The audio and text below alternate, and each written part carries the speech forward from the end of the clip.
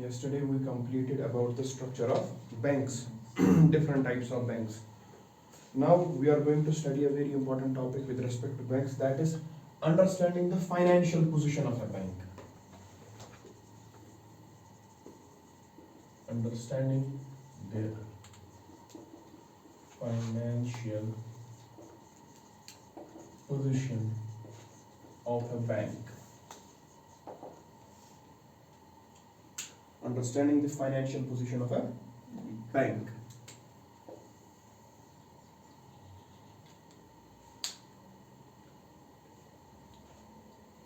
इसका क्या मतलब है? We want to see how healthy the bank is.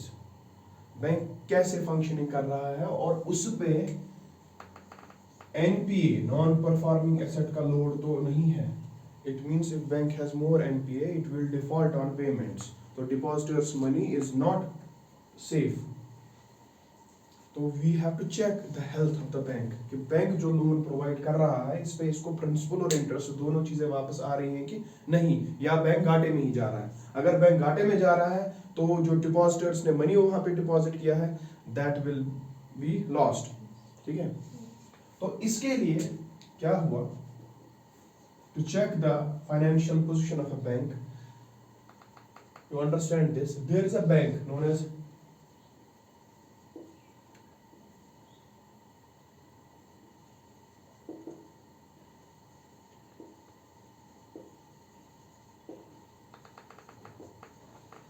Bank for International Settlement. This is an international bank in their Switzerland. ठीक है, BIS, Bank for International Settlement. This is known as the central bank of all the central banks.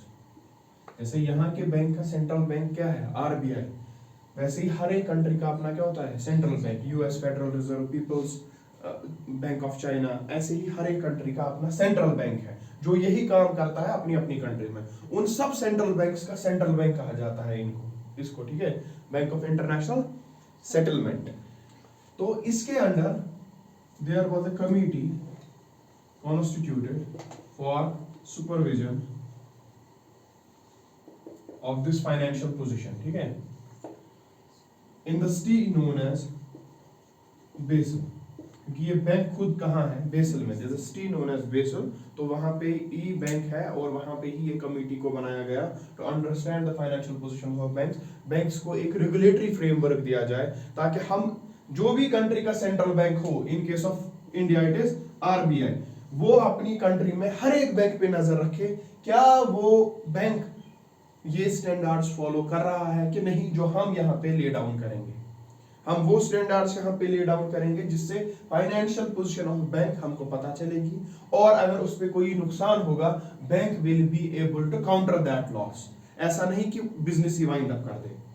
बात समझ आ रही? तो इन्होंने कुछ guidelines दी है. इनके according every central bank in the world has to see all the banks functioning in his area कि वो इस अकॉर्डिंग चल रहे हैं कि नहीं. तो 3 बार they met and they give us Basel 1, Basel 2 recommendations and Basel 3 recommendations. First in 1988, then in 2004 and then 2009-10. After the 2008 जो रिसेशन हुआ था 2008 में, उसके बाद ये फिर से मिला ये बैंक. इन्होंने कहा कि we need to update our rules of banking standards.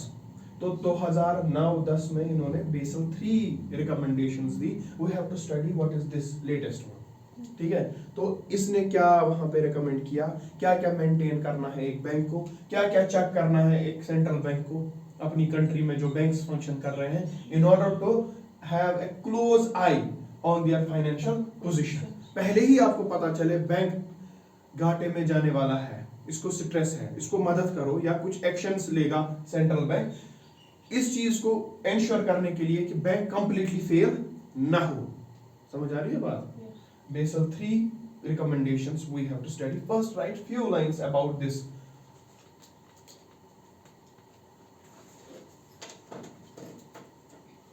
Basel norms. Basel norms. Basel norms are the norms issued by Basel norms are the norms issued by Basel Committee on Banking Supervision. Basel Committee on Banking Supervision are the norms issued by Basel Committee on Banking Supervision. For international banking regulations. For international banking regulations. For international banking regulations.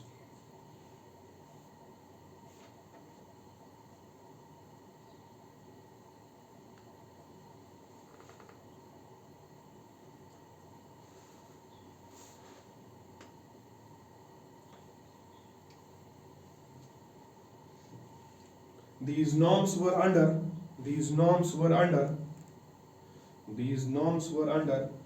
Bank for International Settlement. These norms were under Bank for International Settlement. Bracket में लिखो BIS. Bank for International Settlement. Bank for International Settlement called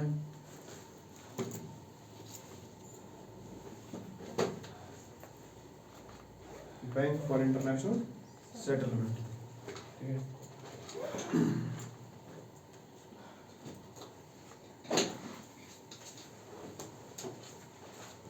This committee on banking supervision called COCATO.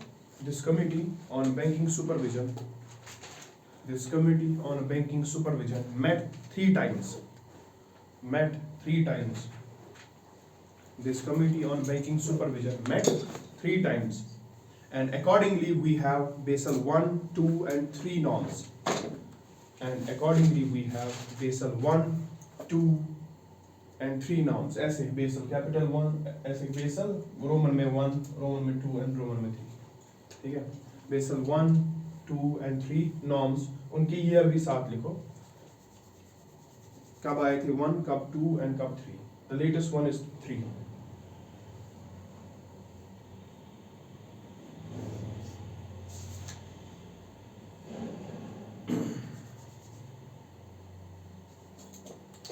ठीक है?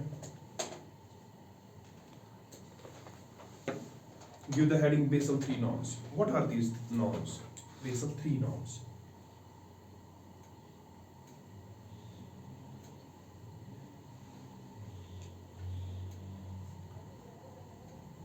As we know that these norms were from day one there to understand the financial position of a bank. ठीक है? तो Basel 3 भी वही होगा, लेकिन it has some more these components in it.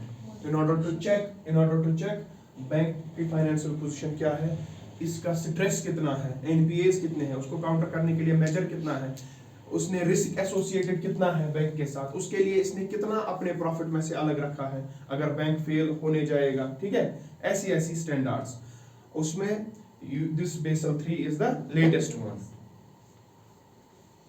You write in Basel 3. These norms were introduced in 2010.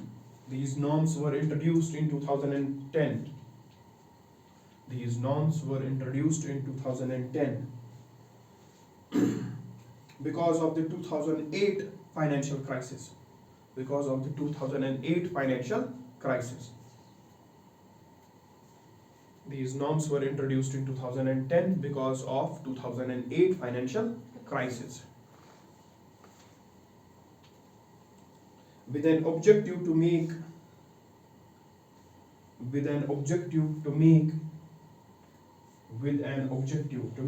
a resilient and transparent banking system.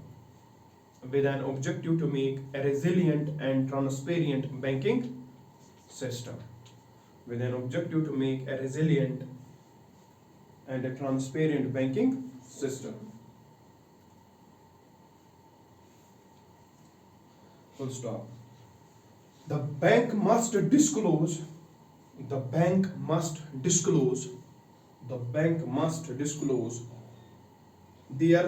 CAR. The bank must disclose their CAR, capital adequacy ratio. Capital adequacy ratio. The bank must disclose their CAR, capital adequacy ratio, comma, risk exposure,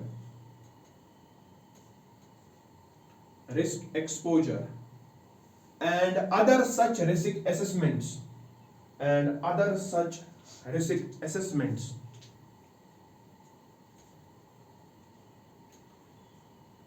to the central bank periodically, to the central bank periodically, to the central bank periodically,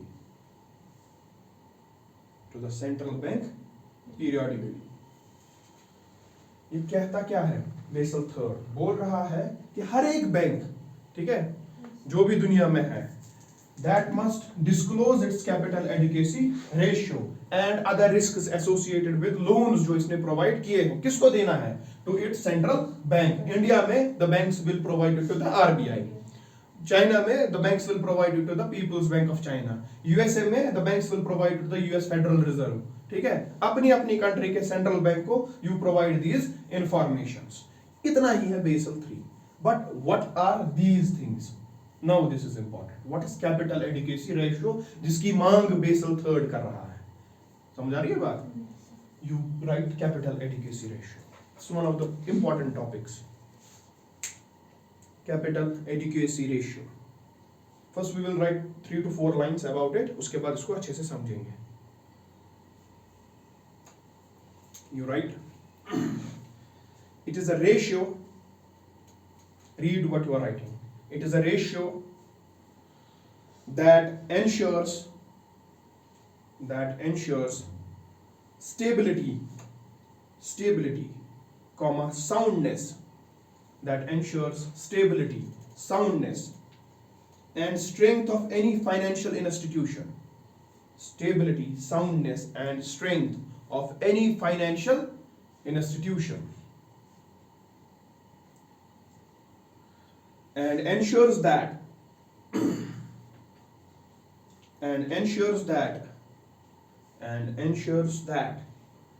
it is able to withstand, मतलब the bank, and ensures that it is able to withstand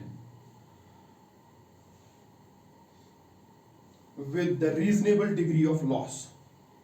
Able to withstand with the reasonable degree of loss. क्योंकि ये हमें पता है, जितना आपने loan दिया है, जो आपके बैंक का एसेट है, loans and advances are the assets, सब वापस नहीं आने वाला. ठीक है, ये फॉर श्योर है. तो उसको जो आपका वापस नहीं आएगा, उस रिस्क को आप झेल पा रहे हो या नहीं, या आपको पूरा बैंक ही बंद करना पड़ेगा अगर आपका कुछ वापस नहीं आया. तो टू मेक दैट श्योर, ये आपको मेंटेन करना पड़ेगा capital adequacy ratio, and this you have to give the information about your capital adequacy ratio to your central bank periodically. और इसको लिखो आगे. The ratio is given in terms of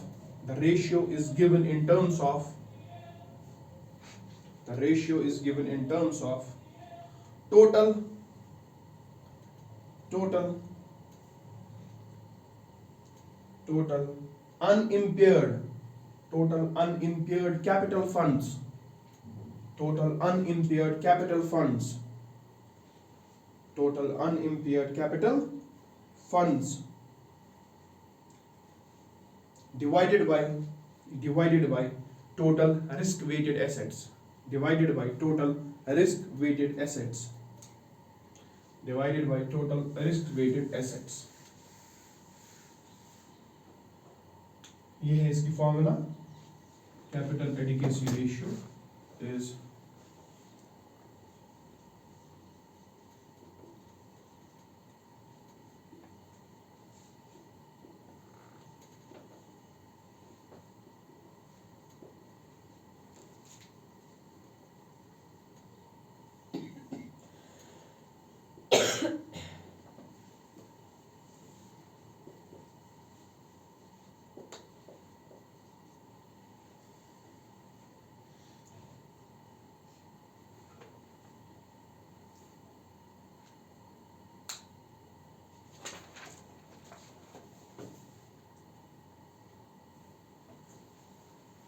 ठीक है,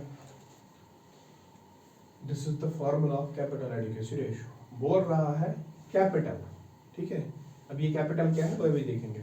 tier 1 capital plus tier 2 capital divided by the risk weighted assets, and you have to maintain this ratio as per the Basel norms. You have to maintain the capital adequacy ratio at 8%. At 8%. ये Basel norms ने वहीं से कहा है। Every bank has to maintain capital adequacy ratio of 8%. RBI went a step further ahead. RBI ने कहा, Basel ने कितना कहा? 8. RBI बोल रहा है नहीं, मेरे हिंदुस्तान वाले बैंक 9% रखेंगे। ठीक है, it's a very difficult task to achieve, क्योंकि आपको बहुत सारा पैसा साइड में रखना पड़ता है, तो you don't have much money to give loan. ठीक है, लेकिन इससे क्या होता है, इफ एनीवन डिफॉल्ट्स, एनपीए हो जाते हैं, ठीक है, लॉस्ट एसेट्स हो जाते हैं, उसके बाद you are able to counter the shock, आपको वाइंड अप नहीं करना पड़ेगा बैंक। समझा रही है बात? तो पहले देखेंगे what are risk weighted assets.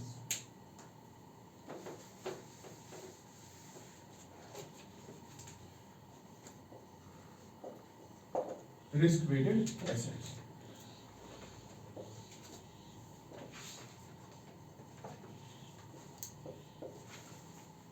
Bank कमाता कैसे है? By giving loans and advances. ठीक है, तो you are giving loan, bank is giving a loan. पहला लोन इसने दिया एग्रीकल्चरल सेक्टर को,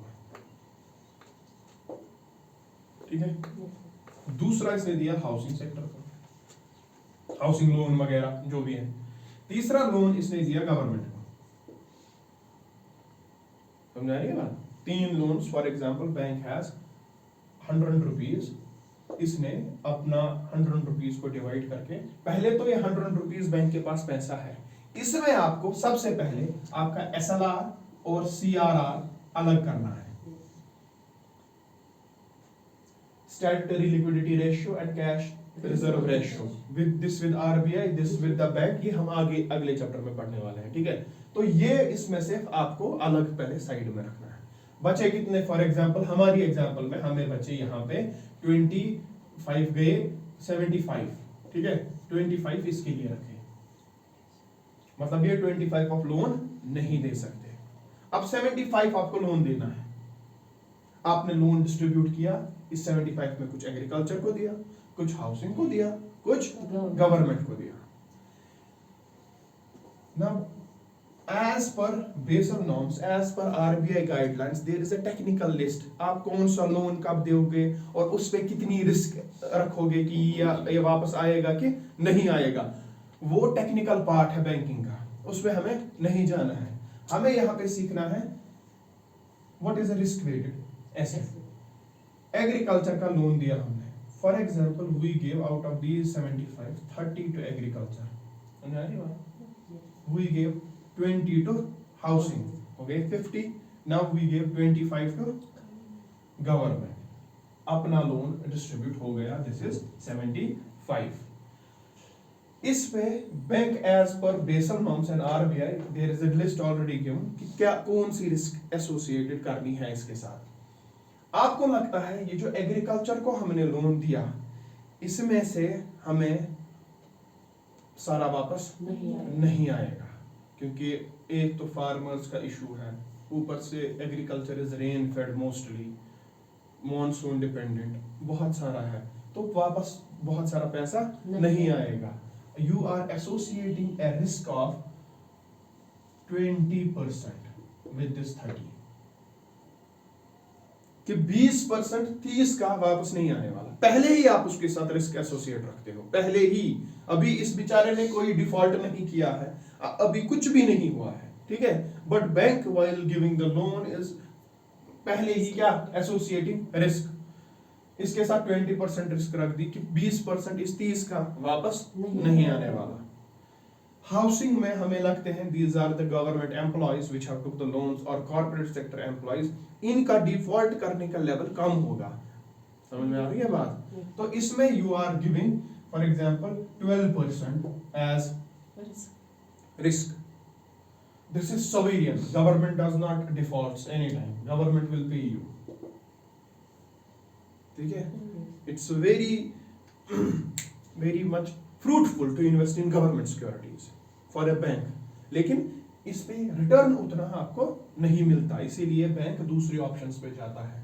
यहाँ पे आपने इन्वेस्ट किया तो government will pay you 7% interest, यहाँ पे इनको दिया ना लोन, ये इनको 16% पे, इनको 14% पे, ऐसे ही, तो यहाँ पे ज्यादा है, तो bank usually goes for more interest. लेकिन यहाँ पे risk associated is zero, because government is definitely going to pay, चाहे किसी की भी सरकार हो, it's the liability on the part of the government. यहाँ पे रिस्क एसोसिएटेड की इसके साथ 12% इस 20 रुपए का हमें लगता है वापस नहीं आएगा, 20% हमें लगता है 30 का वापस नहीं आएगा, तो इन सब को आप टोटल करोगे यहाँ पे, ठीक है, इट इज 32% ऑफ 75 रुपीज। ये जितना पैसा आएगा आप साइड में पहले ही रखो। 75 में भी आपको हुए ना ऐसा, आपको अपने जो प्रॉफिट होगा ना बैंक का, आपने कमाया होगा ना पिछले साल, कुछ प्रॉफिट होगा, उस प्रॉफिट में 75 का जो आप लोन दे रहे हो उसका 32% आप पहले ही क्या रखो अलग, risk associated with those things. कल को अगर ये डिफॉल्ट हो जाएंगे, you are able to counter that shock. समझ आ रही है बात?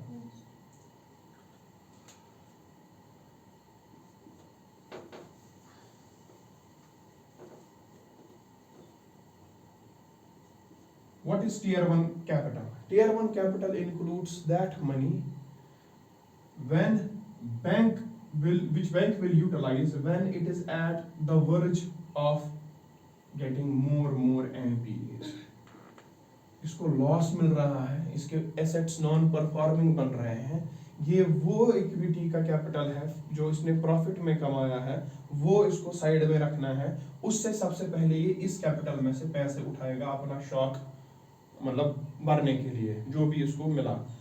Tier 2 capital is that capital, अगर आपको टियर 2 कैपिटल यूज करना पड़े इसमें it means that you are winding up the operations of the bank. अब आप जो डिपॉजिटर्स है जिन्होंने आपके बैंक में पैसे भरे हैं उनको पैसे वापस दे रहे हो, क्योंकि अब आप सस्टेन नहीं कर पाते। This is the extreme level, इसमें से अगर आपको पैसा यूज करना है। These are technical terms. You don't have to go into the banking, RBI ने कौन सी क्या गाइडलाइन, कितना रिस्क, ये बैंक का काम है, वो किसको लोन देते हैं, किस तरीके का लोन देते हैं, कोलैटरल कब लेते हैं, किसके साथ कितना रिस्क एसोसिएटेड रखते हैं। अगर कोलैटरल के बगैर है उसके साथ ज्यादा रिस्क होगा, कोलैटरल है तो इसको कल को बेच सकते हैं, वो this is a technical matter. You have to understand Basel 3 norms have set the capital adequacy ratio. Every bank must maintain the capital adequacy ratio at the rate of 8%, and RBI has stipulated you should maintain here at the rate of 9%, and you should periodically give the assessment of your capital adequacy ratio to the Reserve Bank of India. अगर RBI को लगा आपका ये maintain नहीं हो पा रहा है, RBI will do some measures आपको हेल्प करने के लिए, ठीक है। और आप RBI को लगा आप unnecessary loans दे रहे हो without calculating the risk weighted assets, and RBI can take action against you, punitive actions. समझ आ रही है बात? You right? As per RBI, the ratio needs to be maintained at 9%. As per RBI की बात कर रहा हूं मैं, ठीक है? As per RBI, the ratio needs to be maintained at 9%.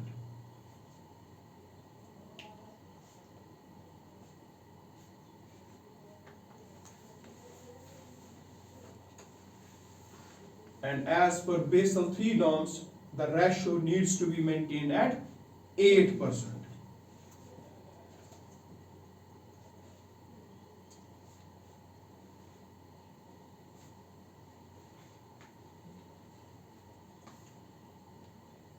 At 8%.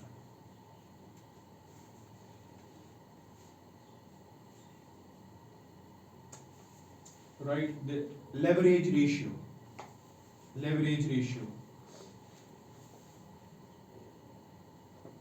ये बेसल 3 ने ही इंट्रोड्यूस किया है एक कॉन्सेप्ट लेवरेज रेशियो का, ठीक है। ये भी आपसे पूछा जा सकता है ये लेवरेज रेशियो कहाँ पे इंट्रोड्यूस हुआ, किसने किया। It was the Basel 3 norms and recommendations that introduced leverage ratio concept, ठीक है। इसमें लिखो Basel 3 introduced a minimum leverage ratio Basel III introduced a minimum leverage ratio. Basel III introduced a minimum leverage ratio.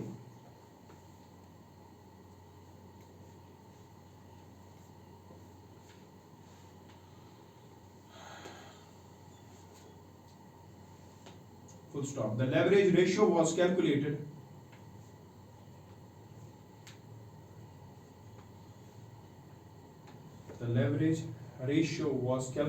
by dividing the tier 1 capital. By dividing the tier 1 capital. By dividing the tier 1 capital.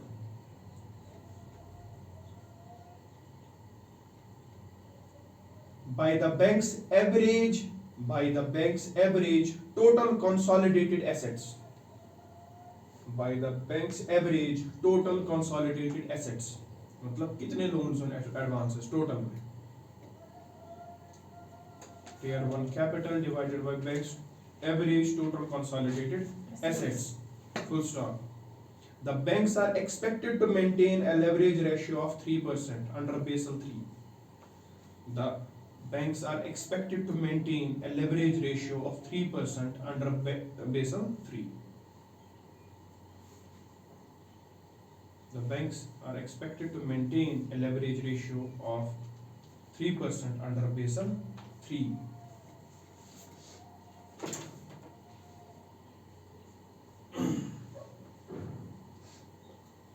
You write Basel III norms and RBI norms. ऐसे लिखो. It's just for your prelims objectives. Just for your prelims objectives. ये technical है, लेकिन prelims में आपसे कभी पूछ सकते हैं क्या है क्या नहीं है. You write Basel III norms यहाँ से, RBI norms इधर से.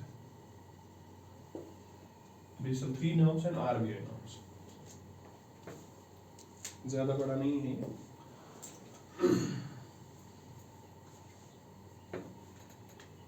ठीक है. Basel III norms and RBI norms. Basel III norms कहता है maintain tier 1 capital. Maintain tier 1 capital at 6%. Maintain tier 1 capital at 6%. RBI कहता है maintain tier 1 capital at 7%. This can be asked you in the form of an objective.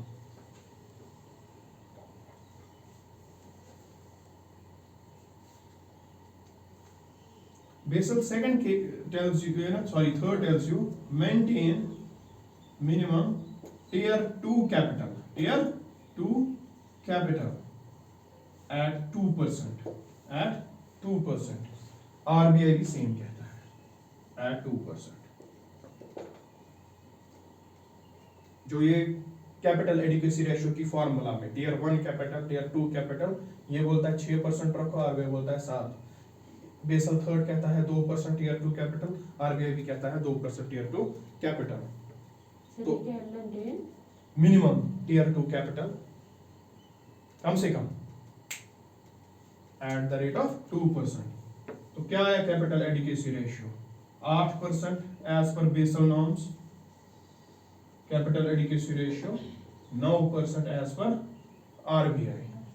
ठीक है.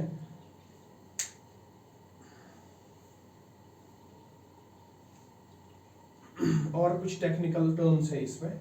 You just write what is the difference between those under Basel and RBI for the sake of what your prelims. Common equity tier capital. Common equity tier capital. Common equity tier capital 4.5%. Common equity tier capital RBI में 5.5%.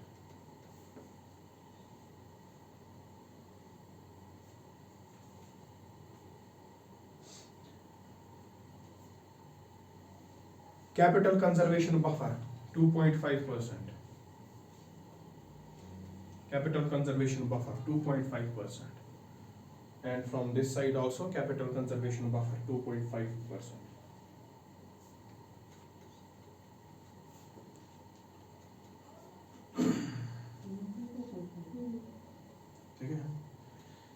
ये जो RBI के norms है ना, these norms were the concern of tussle between the government of India and RBI. बहुत ही बड़ा मसला चल रहा था in 2018-19, ठीक है, between the government, Union Ministry of Finance and RBI.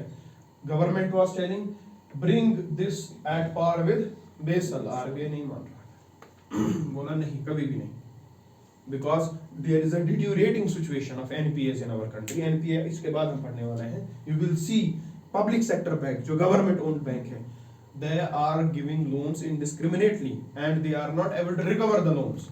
There is NPA, उस पे इन्होंने एक एक्शन बिठाया था, prompt corrective action, PCA framework, वो भी हमें पढ़ना है. PCA, RBI punishes the banks using PCA.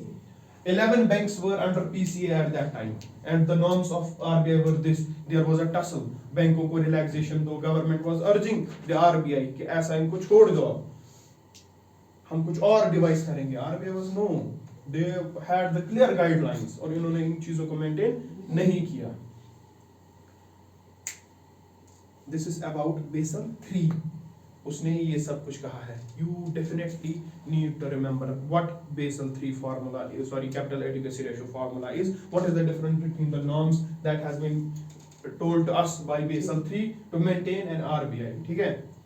ये किस चीज के लिए, ताकि we have to understand the financial position of a bank, कि बैंक कहाँ की ओर जा रहा है. समझ आ रही है बात? You write now NPAs, non-performing assets. NPAs.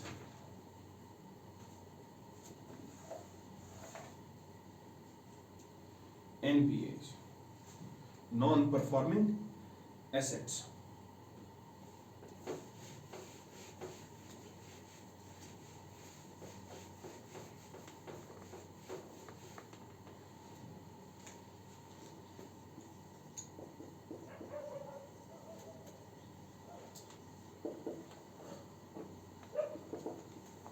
NPAs. There's a bank,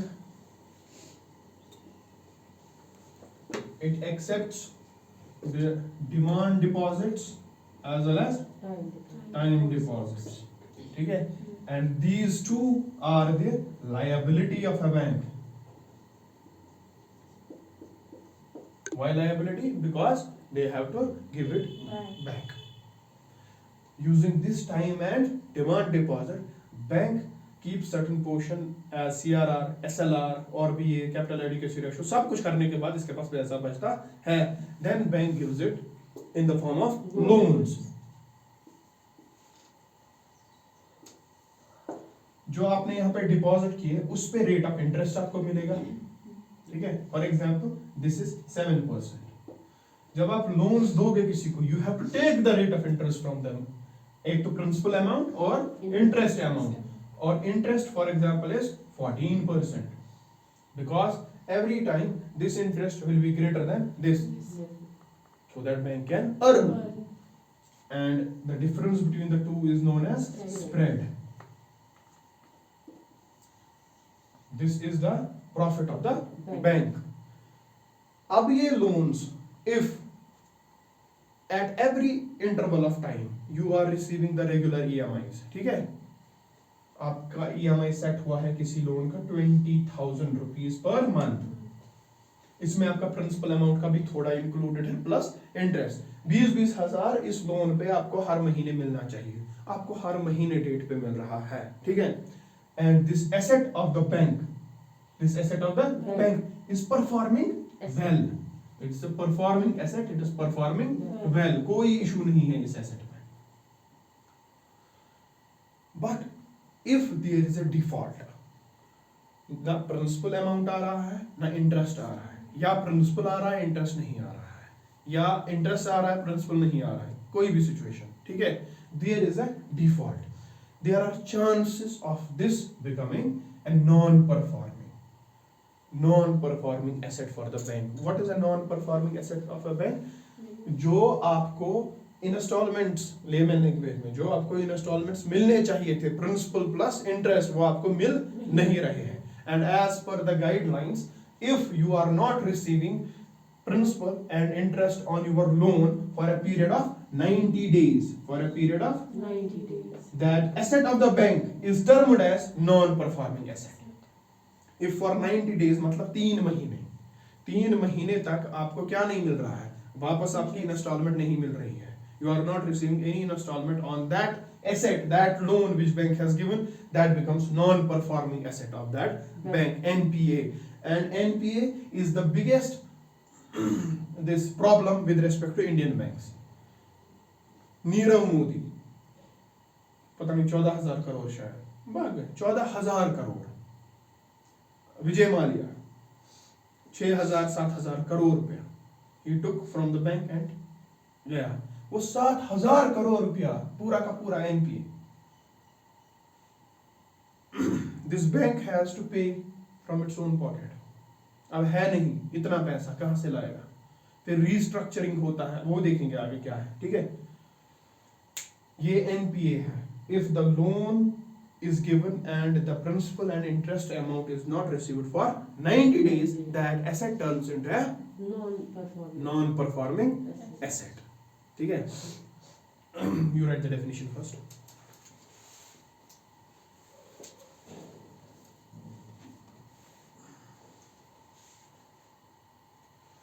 An asset becomes non-performing. An asset becomes non-performing. An asset becomes non-performing when it ceases to generate income for the bank. When it ceases to generate income for the bank.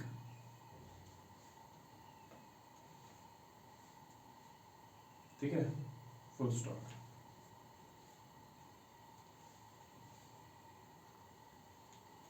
Next line. According to RBI,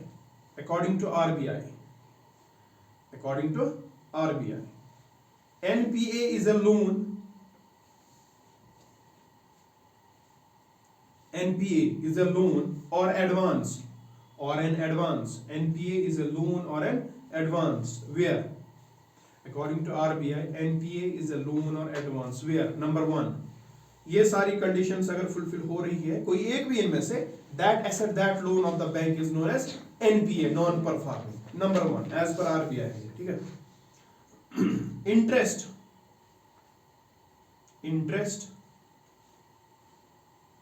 slash installment of principal. Interest slash installment of principal remains overdue. मिल नहीं रहा है, ठीक है. Remains overdue for a period of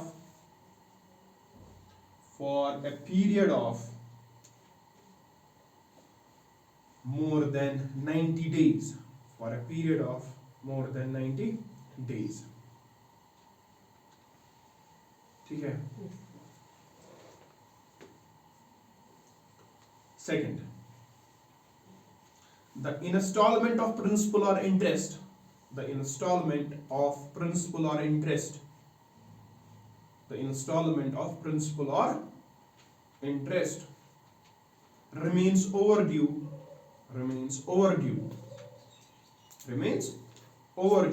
for 2 crop seasons. For 2 crop seasons. For short duration crops. For 2 crop seasons for short duration crops. Loan लिया है crops के लिए, agriculture के लिए, शॉर्ट ड्यूरेशन है, इसके 2 इंटरवल्स तक. एक बार उगाया, फिर वो काटा, उसके बाद दूसरी बार उगाया, फिर काटा, उसका जो 2 इंटरवल तक आप बैंक को पे ही नहीं कर रहे हो, क्या? प्रिंसिपल और installment, that is termed as NPA. Next, the installment of principal or interest. The installment of principal or interest. The installment of principal or interest remains overdue for one crop season. For long duration crops.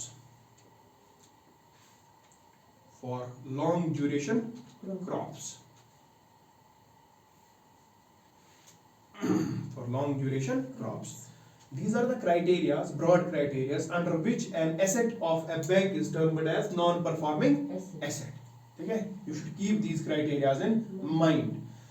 अब इसको अलग अलग category में हमने फिर से divide किया है. We have divided NPA into different categories also based on number of months. Number of months.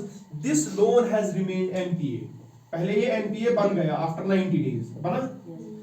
अब NPA ये कितने टाइम तक रहेगा? एक साल के बाद या कितने? बेस्ड ऑन दैट कि NPA कितने टाइम तक ये रहेगा. We have categorized NPAs in different categories. ठीक है? You write it. Categories of NPAs in India. Categories of NPAs in India. Categories of NPAs in India. Based upon the period, you write based upon the period. Based upon the period to which a loan has remained as NPA. To which a loan has remained as NPA. Based upon the period to which the loan has remained as NPA.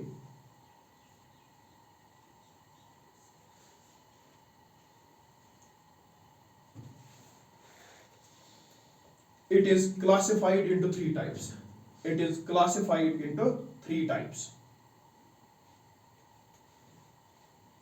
It is classified into three types. Number one, substandard assets. Substandard assets. Write in this substandard assets.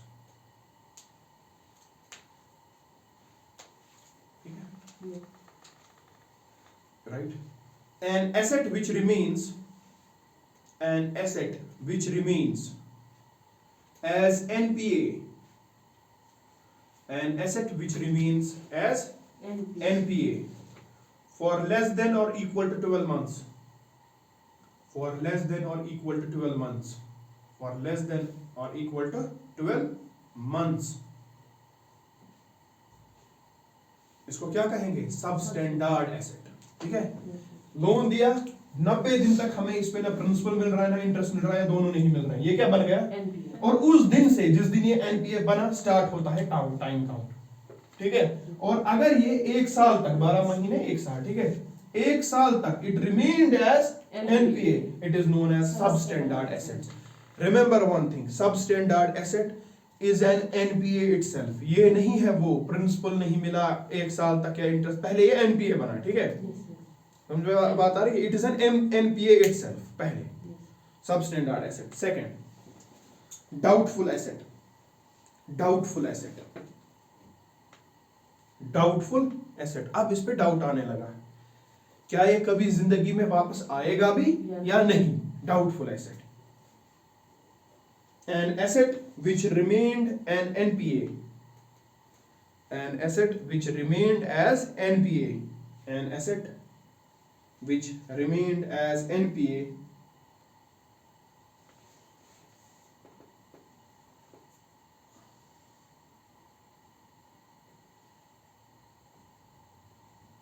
beyond 12 months. Beyond 12 months. Beyond 12 months. ये क्या है? Doubtful asset. ये भी NPA है. ठीक है, doubtful asset. Now third, loss asset. गया, ठीक है, बैंक इसको समझता है कि ये वापस नहीं आने वाला. Loss asset. Assets where loss has been identified, where loss has been identified by the bank or the RBI. Bank की तरफ से ऑडिटर्स आते हैं या RBI की तरफ से ऑडिटर आते हैं, वो इसको एनालाइज करते हैं and they term it as a loss asset. भाई ये अब वापस नहीं आने वाला. लेकिन इसका मतलब ये नहीं है कि जिसने ये लोन लिया है उसको ये माफ कर देंगे. जिंदगी भर उस पर वो नोटिस जाती रहेंगी, कोशिश होती रहेगी इसको, लेकिन बैंक अपनी जगह मुतमईन रहता है कि ये मेरा लॉस एसेट हो गया. ठीक है, assets where loss has been identified by the bank or the RBI. However,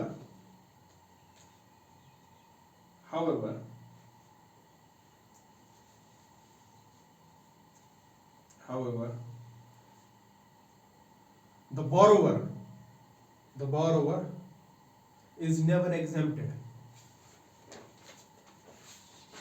However, the borrower is never exempted, even if the asset turned as loss asset. Bank आपको छोड़ने वाला जितना उसको हो सकेगा वो आपके पीछे पड़ा रहेगा, ठीक है, लेकिन अपनी जगह वो इसको लॉस एसेट ही समझता है, ठीक है. These are the three types of NPAs which are in India.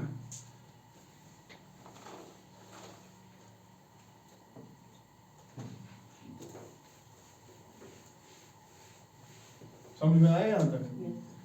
We have a different term known as stressed assets. Stressed assets जो loans and advance of the bank जिनमें stress आया है, ठीक है. The number one category in stressed assets is NPA itself. Any loan or advance which has become NPA is a stressed asset. समझ आ रही है बात? दूसरा हमें अब पढ़ना है. NPA पढ़ा? दूसरा हमें पढ़ना है, you right? Restructured assets or loans. Restructured assets or loans. Restructured assets or loans. Restructured assets or loans. ये क्या होता है? आपने किसी को लोन दिया, that loan turned into NPA. You are serving him notices, and he genuinely has no money to give you क्योंकि उसने जिस बिजनेस में डाला या कुछ किया that has failed. Now आपको भी ये रियलाइज होता है कि ये पैसा देना चाहता है लेकिन इसके पास है नहीं. Then you do one thing, you restructure the asset. आप इसका इंटरेस्ट इसको कम कर देते हो, इसका रीपेमेंट टाइम ज्यादा कर देते हो, इसकी EMI कम कर देते हो ताकि अब ज्यादा ही टाइम में मगर हमें ये वापस मिल जाए. You negotiate with that person. समझा रही है बात? तो उसको रिस्ट्रक्चर करते हो उस एसेट को. जिन कंडीशंस पे आपने उसको लोन दिया है यू रिस्ट्रक्चर दैट. आपने 12% पे दिया है, आप 8 ही ले रहे हो, ठीक है. आपने इसको बोला है 1 साल में ये लोन वापस देना, आप बोल रहे हो आप 2 साल में देना. आपकी मंथली इंस्टॉलमेंट इसकी 20,000 की थी, अब 15,000 ही है. You are restructuring it. But when you restructure an asset, that's also a stressed asset for the bank. ठीक है. ये पूछते हैं, यही पूछते हैं, which of the following constitutes stressed assets for a bank? NPA, ये और भी 2-3 ऑप्शन होंगे. which of the following is correct? Like this, ठीक है. You write stressed assets, sorry, restructured assets or loans. Assets which got an extended repayment period. Assets which got an extended repayment period. Read what you are writing. Assets which got an extended repayment period, comma, reduced interest rate.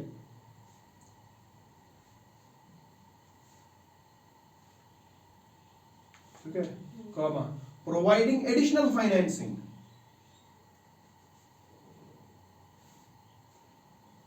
Or some combination of these measures. Or some combination of these measures.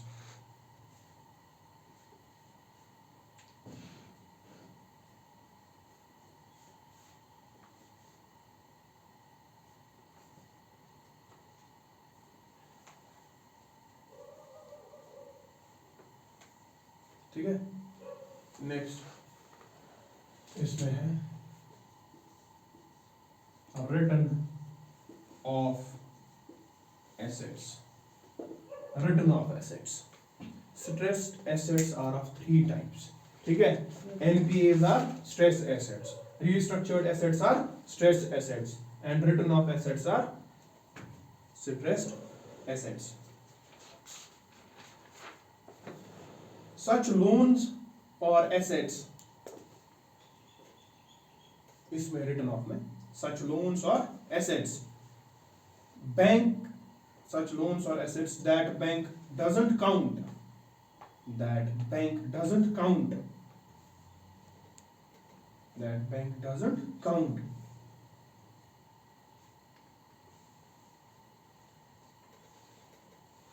that bank doesn't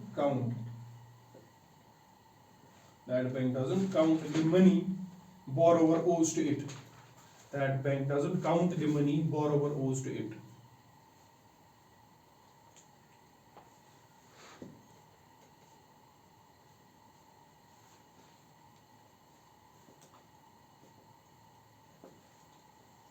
जो ये loss asset बन गया फिर ये right of कर देते हैं अपनी बैलेंस शीट से, लिख देते हैं कि ये लोन हमने दूसरे कहीं से कंपनसेट, हमारा वो प्रॉफिट वहां से था यहाँ से था, कंपनसेट हो गया।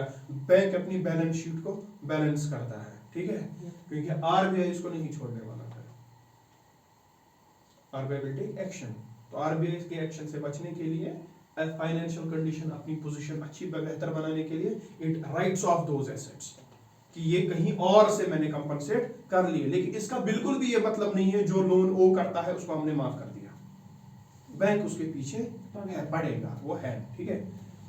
The financial statement of the bank, इसी में the financial statement of the bank will indicate the financial statement of the bank will indicate that written off loans are compensated,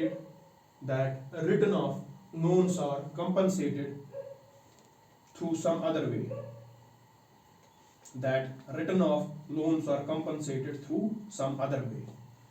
bank के स्टेटमेंट में लिखा होगा return of loans को हमने किसी और तरीके से कंपनसेट कर लिया, return of loans are compensated through some other way, full stop. There is no meaning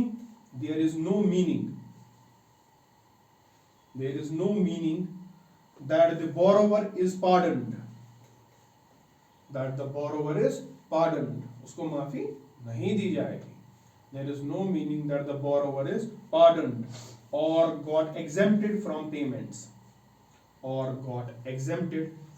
payments, ठीक है। You write assets equivalent to NPAs plus restructured assets plus written off assets, ये फॉर्मूला है ऐसे। Stressed assets of a bank equivalent to NPA of that bank, restructured assets and written off assets.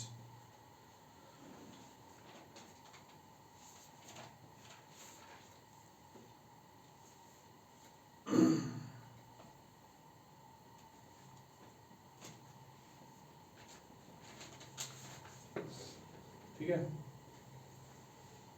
समझ आ रहा है बात। You right gross NPA and net NPA, मतलब आपको पता होना चाहिए है क्या। मोस्ट इंपॉर्टेंट चीजें आप कर रहे हो आज with respect to your prelims examination. Gross NPA और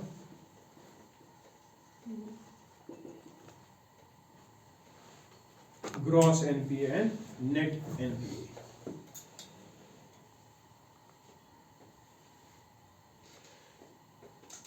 gross NPA, total amount of NPAs divided by total loans advance. आपने कितने लोन दिए हैं, टोटल लोन्स, ठीक है, और आपका टोटल एनपीए कितना है बैंक का। You will calculate the ratio and that is equal to your gross NPA. Are you understanding, ठीक है। टोटल एनपीएज आपके कितने हो गए बैंक के, और आपने टोटल लोन कितना दिया था। आपने 10 लोन दिए थे, 10 में से 3 लोन एनपीए टर्न हो गए, ठीक है। इट मींस 3 डिवाइडेड बाय 10 वो होगा आपका gross NPA. Net NPA, it is gross NPA minus gross NPA, net NPA equal to gross NPA minus provisioning set aside by the bank, gross NPA minus provisioning set aside by the bank, कि bank ने इस risk को tackle करने के लिए कितना अलग से पैसा साइड में रखा है, ठीक है। समझ में आ रही है बात।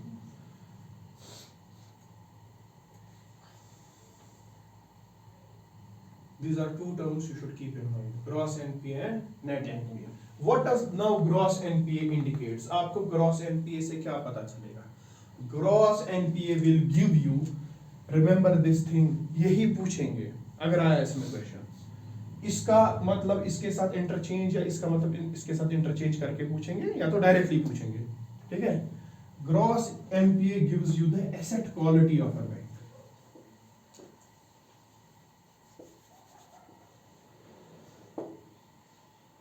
Gross NPA gives you the asset quality of a bank, कि इसने जो assets है means loans की क्वालिटी क्या है, परफॉर्मिंग सारे है कि नहीं है, नॉन परफॉर्मिंग कितने हैं, इसकी asset quality क्या है। Gross NPA will give you the asset quality of the bank. What does net NPA will give you? It gives you total burden on the bank. Total burden on the bank, कितना bank पे NPS का burden है। Total burden on the bank is net NPA. You right gross NPA indicates asset quality of the bank and net NPA indicates total burden on the bank.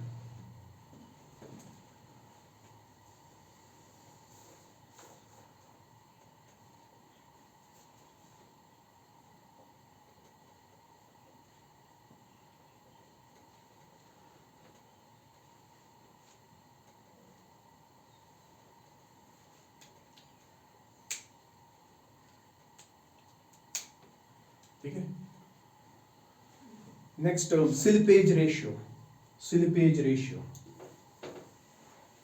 Slippage ratio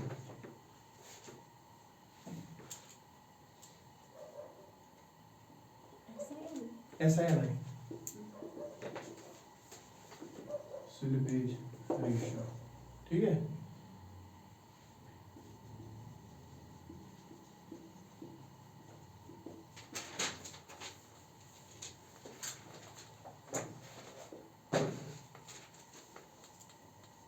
NPA जब हम count करते हैं in a particular quarter with respect to the loans given in that particular quarter, this is known as slippage ratio और nothing else.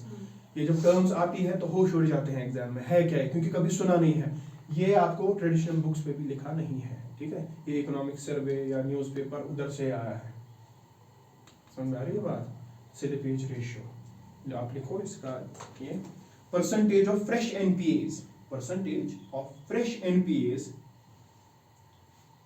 percentage of fresh NPAs as percentage of loans, as percentage of loans from beginning of a quarter, from beginning of a quarter, percentage of fresh NPAs as percentage of loans from beginning of a quarter, full stop. It takes into account NPAs of a particular quarter. It takes into account NPAs of a particular quarter. Gross NPA पूरे financial year का देखता है, ठीक है। अगर आप particular quarter का NPA check कर रहे हो, that is the slippage ratio, nothing complicated, no rocket science, ठीक है।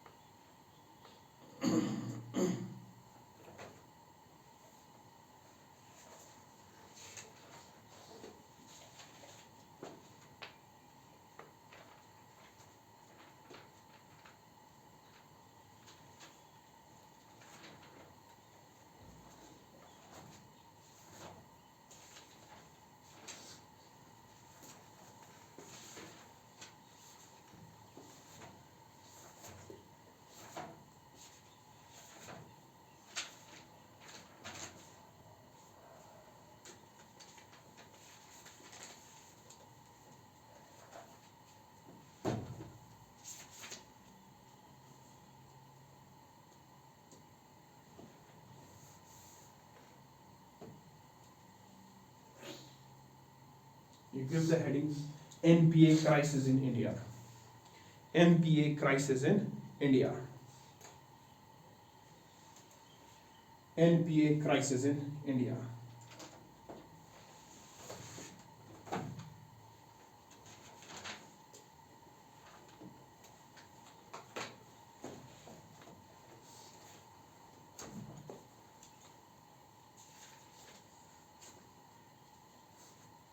ठीक है, एनपीए क्राइसिस इंडिया में, एनपीए की क्राइसिस की वजह से इकोनॉमी पे क्या असर पड़ रहा है। पहले तो एनपीए होते ही क्यों है, ठीक है, पहले हम उनका रीजन देखेंगे, उसके बाद we will see what we have done with respect to resolving or tackling the menace or the problem of NPA.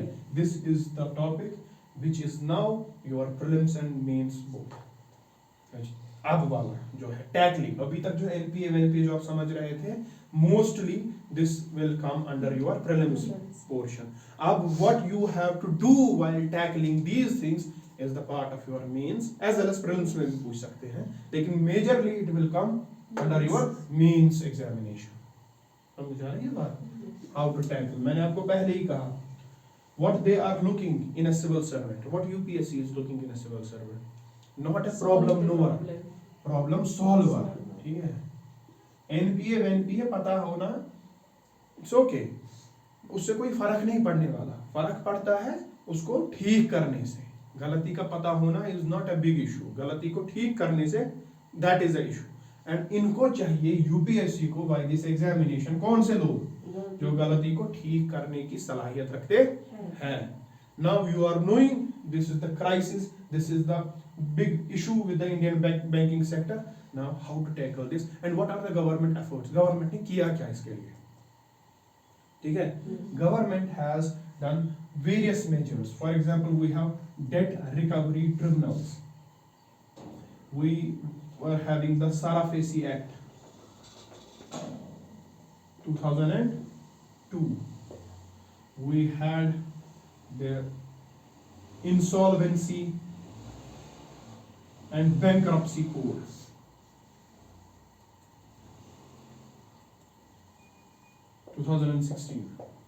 We have prompt corrective action PCA framework, और भी बहुत सारी चीजें, ये सब हमको पढ़ना है. ठीक है, कि what Indian government has done with respect to the maintenance of non-performing assets. SARFAESI act क्या है, 2002, ये कौन सा साल चल रहा है, 20 साल हो गए. समझ आ रही है बात. अगले साल एक्सपेक्टेड क्वेश्चन होगा इसमें, क्योंकि 20 साल इसके कंप्लीट हो गए. एक्सपेक्ट ए क्वेश्चन 90% चांसेस है, 100% किसी भी चीज के यूपीएससी में नहीं होते. 90% chances are there that they will ask you a question in mains और prelims based on SARFAESI act of 2002. You write first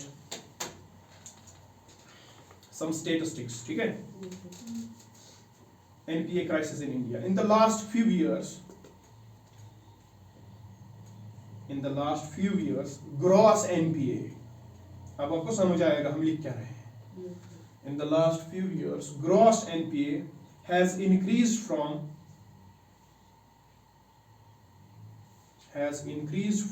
2.3% of total loans, has increased from 2.3% of total loans in 2008. In 2008 में total loans का 2.3% क्या था, gross NPA. ठीक है, तो 9.3% in 2017, तो 9.3% in 2017, full stop. As of March 31,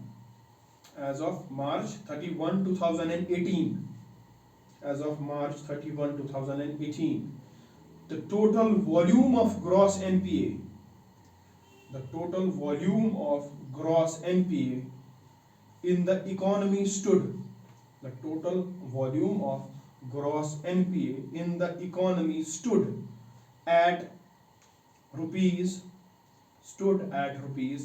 10.35 lakh crore. 10.35 lakh crore मतलब 1 lakh crore rupees, 2 lakh crore rupees, 3 lakh, 10 lakh crore rupees is the gross NPA. See the condition of banks. See how they are not getting their installments and EMIs on time. How their assets are turning into liabilities.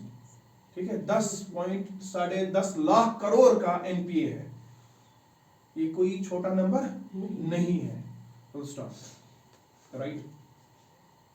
From 2008, sorry, from 2000 to 2008, from 2000 to 2008, the Indian economy was in a boom phase.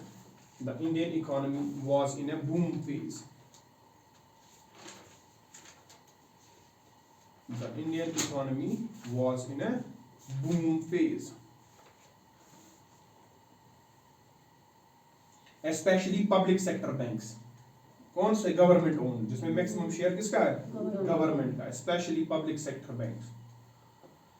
ऐसा ही economic survey में ऐसे ही लिखा होता है. अब जो आप पढ़ोगे, जैसे हम लिख रहे हैं, आपको एक एक टर्म समझ आ रही है, क्योंकि टर्म्स हमने पहले ही सब कुछ कवर किया है. पब्लिक सेक्टर बैंक क्या है, ग्रॉस एनपीए क्या है, ठीक है.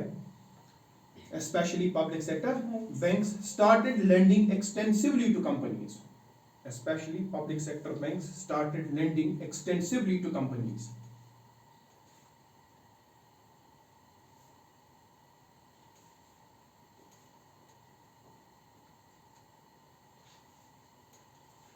First off, but as economic growth stagnated,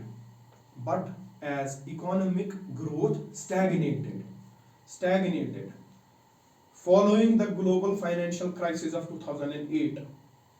But as economic growth stagnated following the global financial crisis of 2008. किसी दिन इस पे अलग से एक लेक्चर देंगे क्या था ये. Following the global financial crisis of 2008, the repayment capability of these companies got decreased. समझ आ रहा है? The repayment capability of these companies got decreased.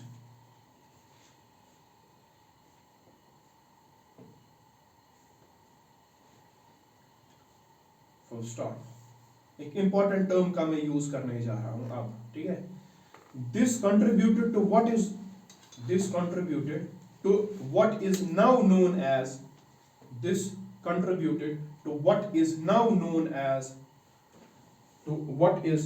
known as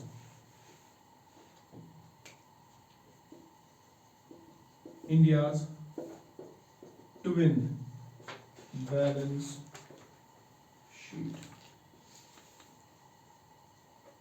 syndrome.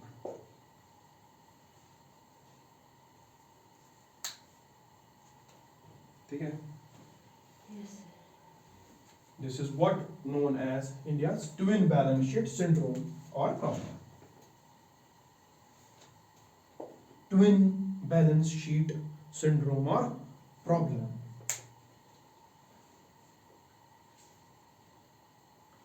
अब ये क्या होता है? Twin balance sheet. कंपनी की एक बैलेंस शीट है, बैंक की अपनी बैलेंस शीट है. बैंक की बैलेंस शीट पे एनपीए चढ़े जा रहे हैं, वो राइट ऑफ कर रहा है, लेकिन कहीं से पैसा नहीं मिल रहा है, ठीक है. और वो डिफॉल्टर बने जा रहे हैं, उनको भी इनकम नहीं मिल रही है. This is the worsening of balance sheet of a company, जिस कंपनी ने लोन लिया है, as well as worsening of the balance sheet of the bank. This has contributed to this known as twin balance sheet problem syndrome. ठीक है, you right. इसी को elaborate करेंगे, पहले इसकी डेफिनेशन लिखेंगे. इट इम्प्लाइज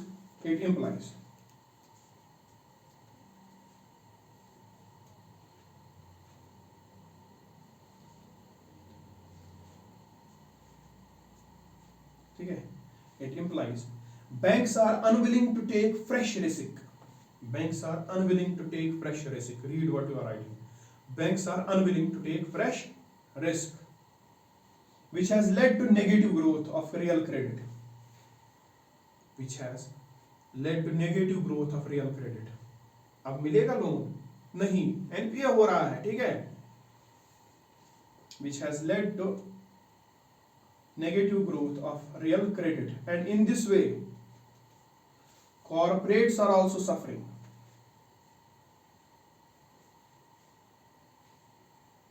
एक तो वो पहले से ही डिफॉल्टर, अब वो कुछ नया करना चाहते हैं जिसमें उनको प्रोडक्टिविटी दिखती है, वो कहाँ जाएंगे? बैंक के पास, बोलेंगे आप मुझे लोन दो, मैं पुराना भी चुकाऊंगा और कुछ नया मुझे एवेन्यू दिखा है, अब 5G टेक्नोलॉजी आ गई है या कुछ और आ गया है, ठीक है, बैंक नहीं दे रहा है। This is known as twin balance sheet syndrome, ठीक है। In this way, corporates are also suffering, and that is why the name has been, twin balance sheet problem. Twin balance sheet problem.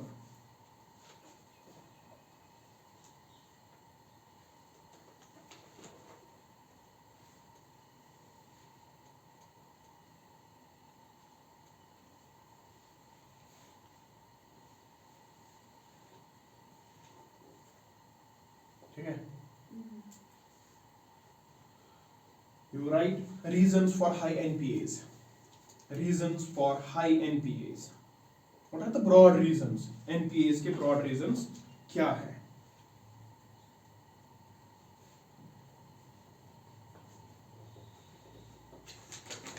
ठीक है।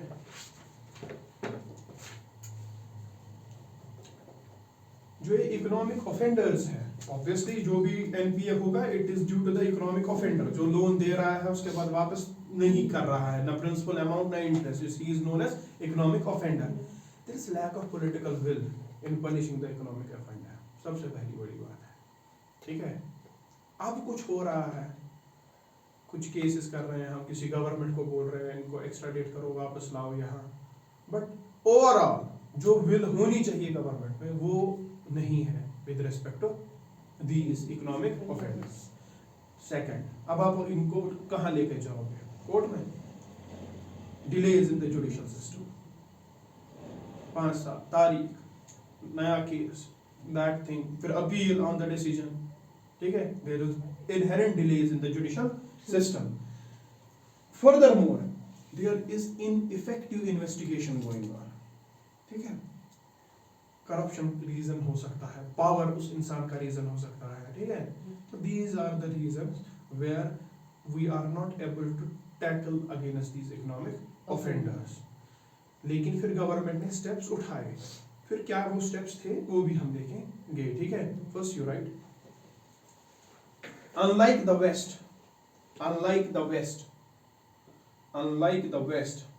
India's track record,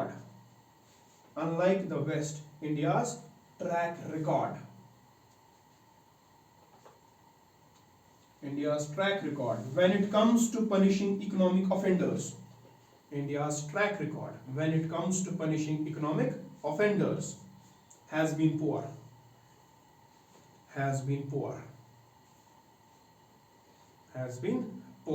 Because why? Because number one, lack of political will.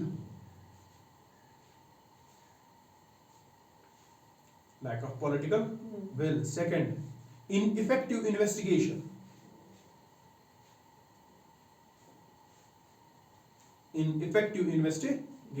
Third, delays in the judicial system.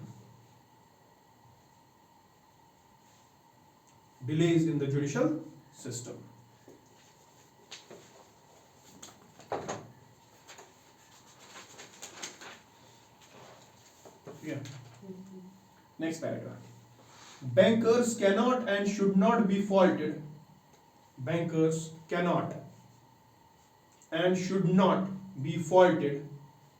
For loans turning into NPAs.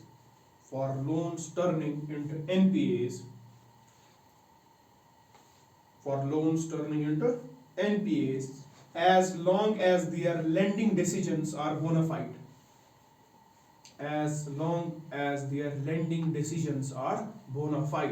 मतलब वो track record देख रहे हैं पहले, जो आप लोन लेने आ रहा है, कोलैटरल भी ले रहे हैं, सारी फॉर्मेलिटी पूरी कर रहे हैं, उसके बाद out of nowhere the person turns an economic offender.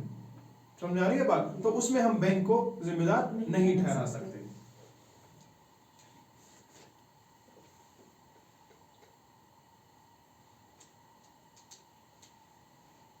You write Now, tackling of NPA crisis in India.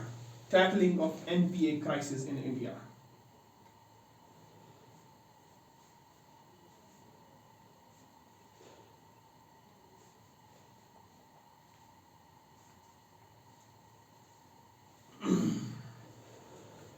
Tackling of NPA crisis in India.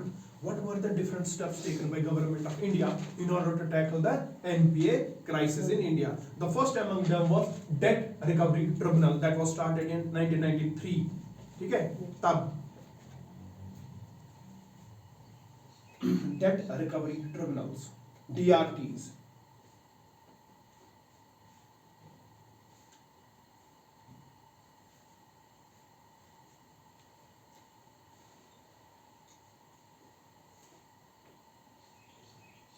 They were brought into existence in 1993. They were brought into existence in 1993 to speedily recover dues. To speedily recover dues. To speedily recover dues of 10 lakh and above. Of 10 lakh and above.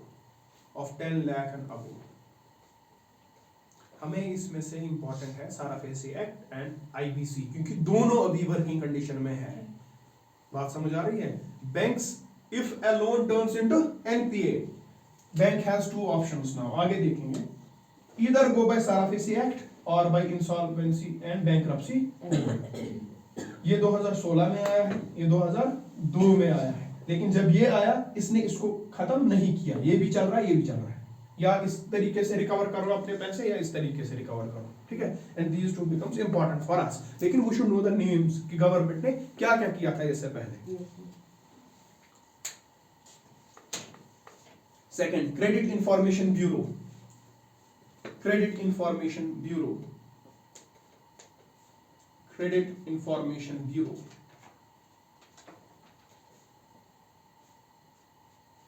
in 2000 में। आपने कभी सुना है CIBIL score?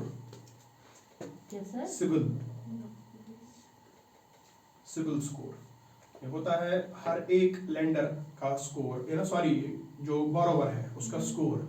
अगर आपके पास credit card है या आपने लोन लिए हैं मल्टीपल बैंक से या एक बैंक से, आप टाइमली ईएमआई पे करते हो कि नहीं, आपने कितने टाइम में, आपने टाइम में ही लोन वापस दे दिया था कि नहीं, and your information regarding your credit is kept with this CIBIL, और आपको एक स्कोर मिलता है।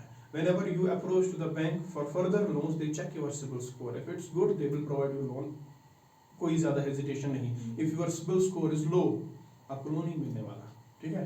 या तो आपसे स्ट्रॉन्ग कोलैटरल्स मांगे जाएंगे, या आपने अगर लोन नहीं दिया then they can sell those और आपका रिकवर कर ले, ठीक है। लेकिन जिसका CIBIL स्कोर अच्छा होता है उसको लोन अच्छे से देते हैं, ठीक है। ये एक वेलकम स्टेप है, इससे आपको पहले ही हिस्ट्री पता चल जाती है कि इंसान कैसा है। It helps banks by maintaining and sharing data. It helps banks by maintaining and sharing data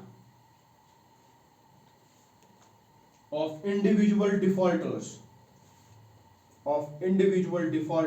and wilful defaulters. Of individual defaulters and willful defaulters. Full stop. Third party agencies such as CIBIL, CIBIL. Third party agencies such as CIBIL help banks with data on the borrower's financial health. Helps bank with data किस चीज पे? On borrower's financial health. CIBIL score होता है ये।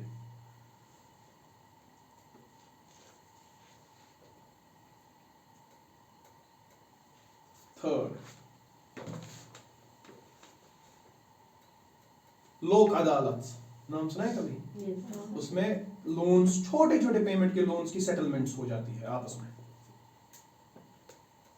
क्योंकि ये case भी कहां जाने वाला था, जुडिशरी के पास, ओवरबर्डनिंग द जुडिशरी, 10 साल 5 साल 2 साल उधर ही खत्म कर दो, ठीक है। This was also a step कि हमने लोन्स की रिकवरी की लोक अदालत को इंटरेस्ट कर दी स्मॉल स्केल पे और स्मॉल लोन्स की, उससे भी बहुत कुछ हमारा बर्डन कम हो गया, राइट। लोक अदालत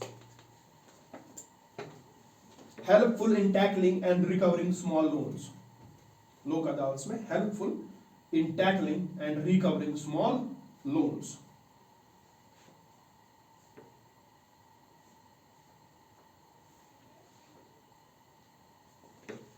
बन रहा है दिमाग में मैप, कहां से हम चले। Basel 3 capital adequacy ratio maintain करना है, अब ये रेशियो मेंटेन नहीं हो पा रहा है, या बैंक्स के assets turn into NPA, different types of NPA, क्यों है एनपीए, इनको टैकल क्या करने के लिए क्या हो रहा है यहाँ पे, वो सारा फ्रेमवर्क दिमाग में, ठीक है। You write now SARFAESI act, SARFAESI, SARFAESI, SARFAESI, capitals में सारा, SARFAESI, साराफेसी एक्ट 2002। सबसे पहली इंपॉर्टेंट चीज इसमें लिखो, इसका फुल फॉर्म क्या है, ठीक है, right. Securitization, the securitization and reconstruction of financial assets, the securitization and reconstruction of financial assets, the securitization and reconstruction of financial assets and enforcement of Security Interest Act, and enforcement of Security Interest Act 2002, Security Interest Act 2002, ठीक है।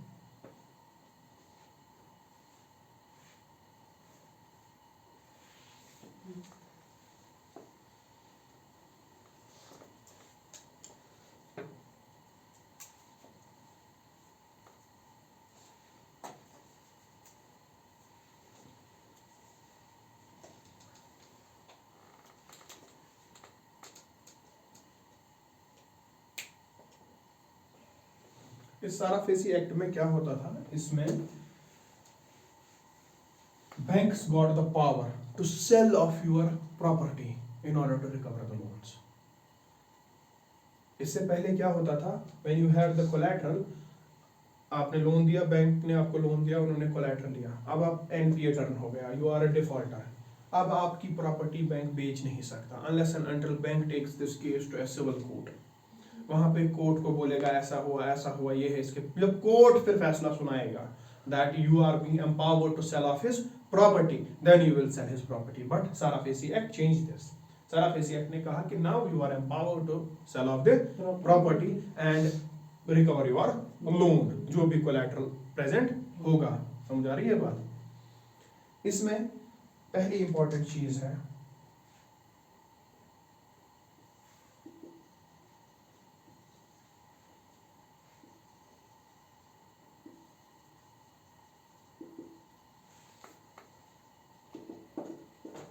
there are two types of loans, financial loan and operational loan, ठीक है। For example, I am starting a hydroelectric power plant, private company owned hydro power plant, ठीक है, या coal energy produced power plant, जो coal से produce होगा।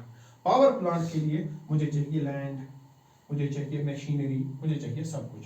अब मैंने बैंक से लोन लिया, ठीक है, and I set up that infrastructure, वो machinery सब कुछ। नाउ ये मेरा फाइनेंशियल लोन था, ठीक है, ये मैंने बैंक से लिया।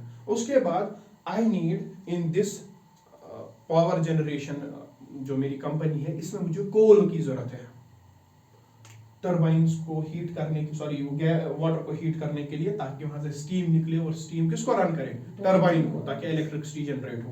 कोल में फॉर एग्जांपल लेता हूं कोल अथॉरिटी ऑफ इंडिया से, ठीक है, कोल अथॉरिटी ऑफ इंडिया से मैंने कोल लिए, मैंने लिए 10 टन्स, इन और एग्जांपल 10 टन्स, एक है कुछ भी नहीं, बहुत कम है, लेकिन मैंने 10 टन्स ले लिए इनसे। फाइनेंशियल लोन ले लिया मैंने बैंक से, ऑपरेशनल लोन लिया मैंने कोल अथॉरिटी ऑफ इंडिया से, as per SARFAESI act if this my venture fails, इसको अगर आप, इसका जो कोलेट्रल है सब कुछ है, इसको बेचोगे आप, उससे जो पैसा आएगा उससे खाली रिकवर होगा फाइनेंशियल लोन्स, ऑपरेशन लोन नहीं होगा। समझ आ रही है बात? ऑपरेशनल लोन्स को पे नहीं किया जाएगा। किसको पे किया जाएगा? Financial loans. लेकिन इस चीज को टैकल किया इंसॉल्वेंसी एंड बैंक्रप्सी कोड 2016 ने। उसने कहा जब बेचोगे थोड़ा पैसा उसको भी दो, थोड़ा पैसा इसको भी दो। वो इसके बाद देखेंगे। First you write SARFAESI act.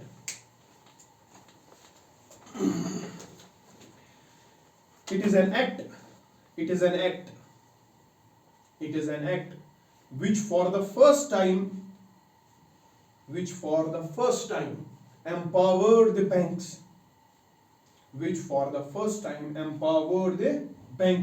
to recover their bad debts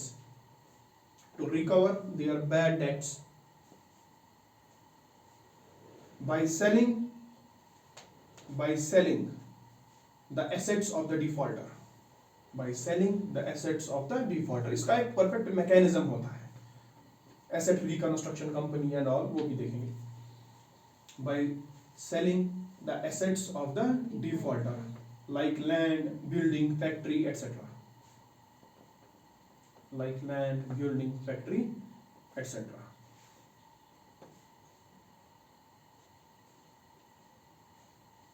without the prior permission of the court. पहले क्या था? कोर्ट से परमिशन लेनी थी। without the prior permission of the court. Also, it is a landmark legislation for the banking sectors. It is a landmark legislation for the banking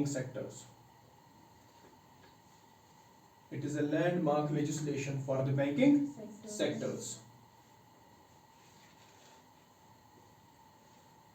Because it enables the bank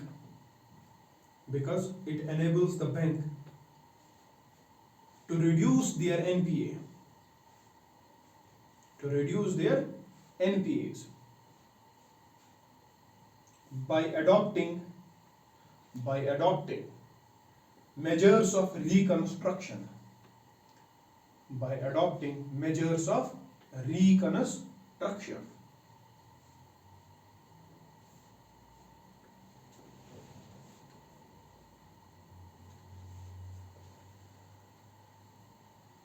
ठीक है? Full stop. The act does not apply to, this is an important point. ये prelims में इस साल आ सकता है क्योंकि 20 साल हो गए इसको। The act does not apply to unsecured loans. वो क्या होता है? बैंक ने लोन दिया without taking any collateral security, फिर दिया ही क्यों? ठीक है, इस पे ये साराफेसी एक्ट नहीं होगा। Unsecured loans, loans below 1 lakh.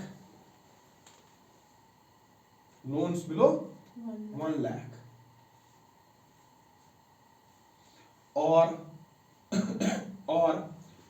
where the principal debt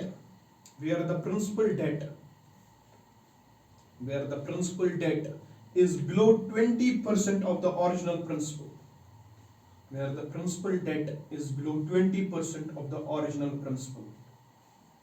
आपने 1 करोड़ रुपए लोन लिया, आप पेमेंट कर रहे हो, अब 20% बचा, अब आप डिफॉल्टर बन गए हैं। Are you getting my point? अब ये एक्ट अप्लाई नहीं होगा इस कंडीशन में, और below 20% of the original principal. ठीक है?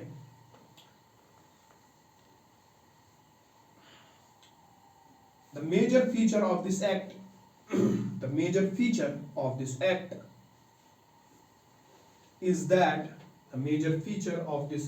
is that it allows for the establishment of asset reconstruction companies.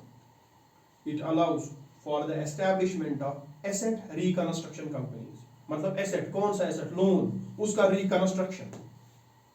It allows for the establishment of asset reconstruction companies and asset securitization companies and asset securitization companies to handle NPAs of banks and financial institutions. To handle NPAs of banks and financial institutions.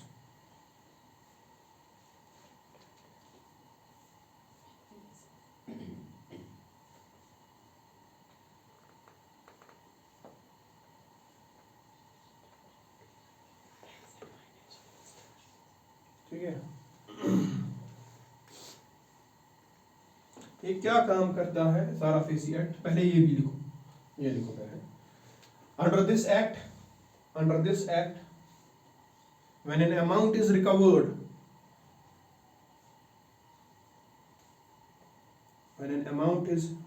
by selling the pledge collateral, जो भी आपने दिया हो, when an amount is recovered by selling the pledge or collateral,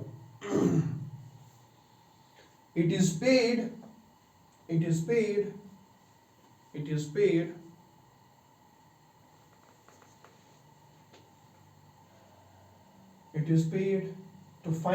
to counter financial defaults under financial loans, to counter financial defaults under financial loans. It is paid to counter financial defaults under financial loans, not operational defaults under operational loans. Not operational defaults under operational loans. Are you getting my point? Yes.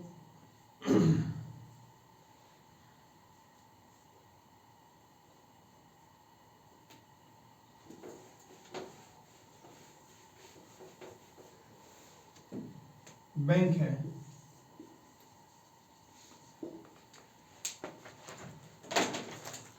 Bank ने क्या किया? Loan, it turned into NPA. Now we have Sarafesi Act, we can sell the collateral and all. What we will do, we will create an asset reconstruction company under the Sarafesi Act. Already बनी हुई है, वो इस bank के पास जाते हैं, इनको बोलते हैं आपका ये NPA है, मैं खरीद लेता हूँ, इतने का NPA है, दे दो इधर, ले लो पैसे, रखो अपनी बैलेंस शीट को, तुम क्लियर हो गए, तुम क्लियर। ये asset reconstruction company, now it will decide what I have to do. ठीक है, या तो इस एसेट को रिकंस्ट्रक्ट करेंगी, उस ओनर को बुलाएंगे, बता भाई आपने क्या किया है? सर मैंने पावर प्लांट के लिए लोन लिया था, ऐसे नहीं चल पाया, ये स्ट्रेन्स आई। हाँ, ये प्लान डिवाइस करेंगे इसको रीजनरेट करने का। ठीक है, पहले सबसे ऑप्शंस पहले ये ही देखेंगे कि रीजनरेट इसको कैसे करें, इसको वापस कैसे चलाएं, उसमें अगर फाइनेंस की भी हेल्प पड़े तो दे देंगे, ताकि आपकी कंपनी फिर टॉप पे पहुंचे, आप पुराना लोन भी हमें दे दो वापस और नया भी, और आप अपना बिजनेस कर लो। अगर ये पॉसिबल नहीं हुआ, then this will sell the collateral and take the money. ठीक है, बैंक का बैलेंस शीट पहले ही क्लियर हो जाता है through this asset reconstruction company. समझ आ रही है बात? You right. Asset Reconstruction Companies, ARC, Asset Reconstruction Company, ARC, अभी हम साराफेसी एक्ट ही कर रहे हैं, Asset Reconstruction Company, ARC।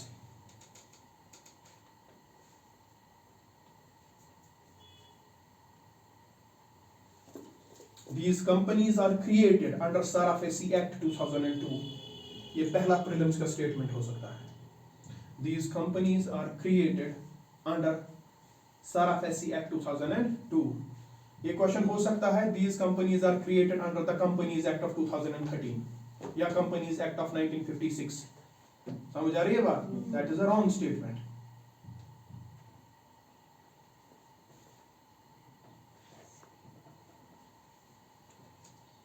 Companies are created under the Sarafesi Act of 2002 to unlock value from stressed loans, to unlock value from stressed loans, full stop। It buys bad loans and NPAs from the bank, it buys bad loans and NPAs from the bank and financial institutions, it buys bad loans and NPAs from the banks and financial institutions to clear the balance sheet of the bank, to clear the balance sheet of the bank and financial institutions, to clear the balance sheet of the bank and financial institutions. अगर आपको statement आया asset reconstruction company और the SARFAESI act helps us in solving the problem of twin balance sheet syndrome, yes. It buys bad loans and NPAs from the banks and financial institutions to clear the balance sheet of the bank and financial institutions. ठीक है, full stop. Some of the ARCs in India are Asset Reconstruction Company India Limited. Asset Reconstruction Company India Limited.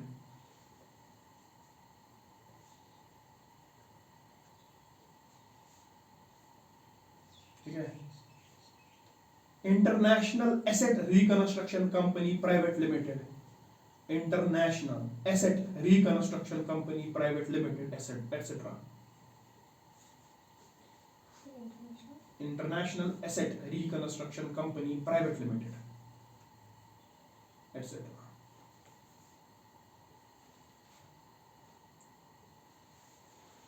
ठीक है. इसमें ये ARCIL जो है Asset Reconstruction Company India Limited, it is the first ARC in India. ठीक है, ये पहली ARC है.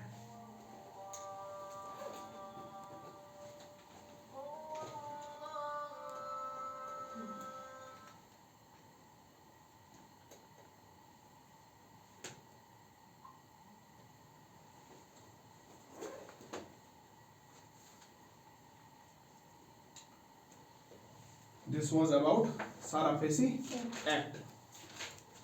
You write next. ये हम क्या पढ़ रहे हैं? Tackling the menace of NPAs in India. Next is Mission Indradhanush. Mission Indradhanush or Indradhanush Scheme 2015. Mission Indradhanush.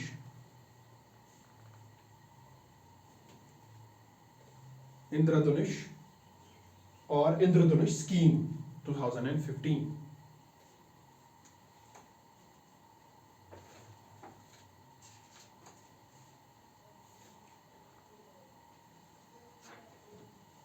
इंद्रधनुष किसको कहते हैं?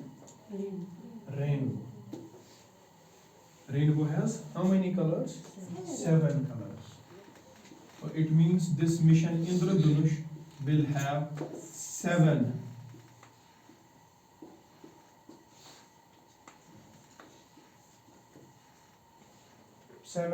key issues to deal with. ठीक है, ठीक है. और ये है ही ऐसे A, B, C, D, E, F and G. जो ये सब इश्यूज है ये इन लेटर्स से स्टार्ट होते हैं. ठीक है, A, B, C, D, E, F, G, 7 issues under Indradhanush in order to tackle the menace of NPAs. ठीक है, you write इसमें the Indradhanush framework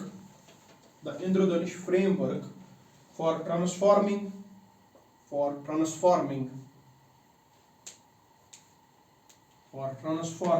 the public sector banks, for transforming the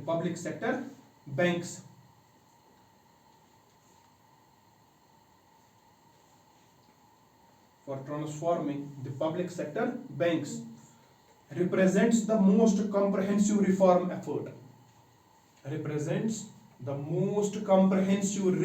effort. बहुत ही बढ़िया reform effort. Represents the most comprehensive reform effort undertaken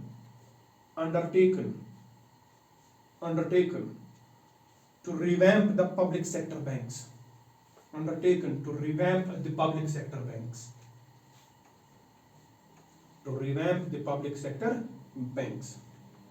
And to improve their overall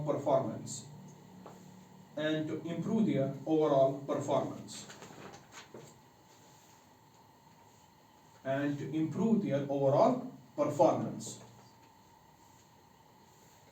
ठीक है, it consists of 7 reforms. ठीक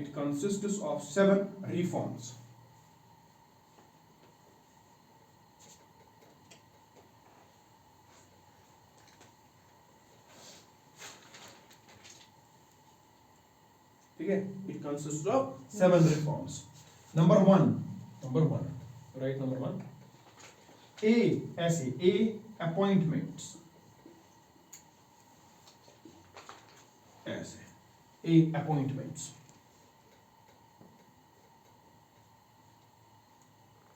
ठीक है, A for appointments. इसमें क्या करेंगे हम, we will develop the best practices, best guidelines for the appointment of managing directors and directors of banks. ठीक है, वो नेपोटिज्म रेड टेपिज्म बेसिस पे नहीं होने चाहिए, they should be credible persons. We will develop a strategy कि ये points fulfil हो, ये मेजर्स फुलफिल हो, तब जाकर उस इंसान को क्या बनाएंगे हम, चेयरमैन और managing director of a bank. ठीक है, in order to ensure what smooth functioning. पहले रिफॉर्म हमने अपॉइंटमेंट्स डिवीजन में लाया। ठीक है, you right. Based upon global best practices, based upon global best practices and as per the guidelines in the Companies Act, and as per the guidelines in the Companies Act, comma, separate post of chairman and managing director would be created. Separate post of chairman and managing director would be created. और उनको चुनने के लिए भी best practices का इस्तेमाल किया जाएगा, रैंडमली किसी को नहीं चुनेंगे। ठीक है, separate post for chairman and managing director would be created, है ना, सीएमडी जिसको कहते हैं, चेयरमैन एंड मैनेजिंग डायरेक्टर, जैसे जेके बैंक का भी है अभी।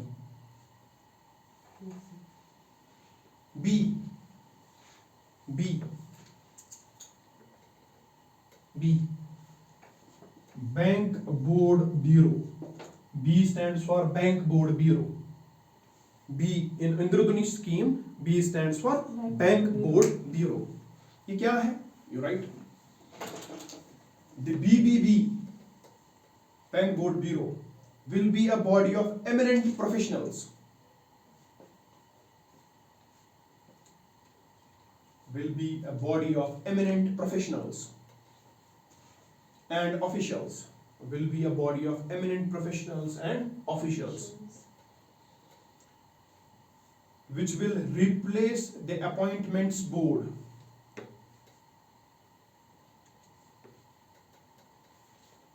which will replace the appointment board। ये एक बैंक बोर्ड ब्यूरो हमने बनाया है। ठीक है, पहले क्या होता था, बैंक का अपना ही एक अपॉइंटमेंट बोर्ड होता था जो खुद के बैंक के लिए खुद के ही डायरेक्टर्स या एग्जीक्यूटिव ऑफिसर्स को चुनते थे।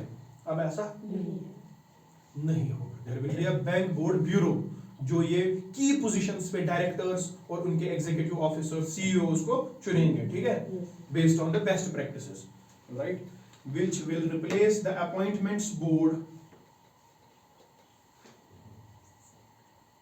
for the appointment of whole-time directors, which will replace the appointments board for the appointment of whole-time directors, as well as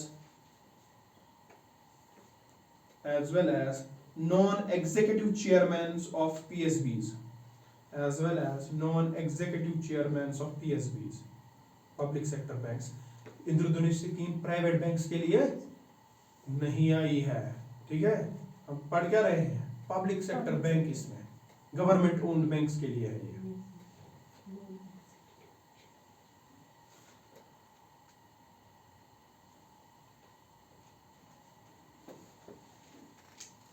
C for capitalization,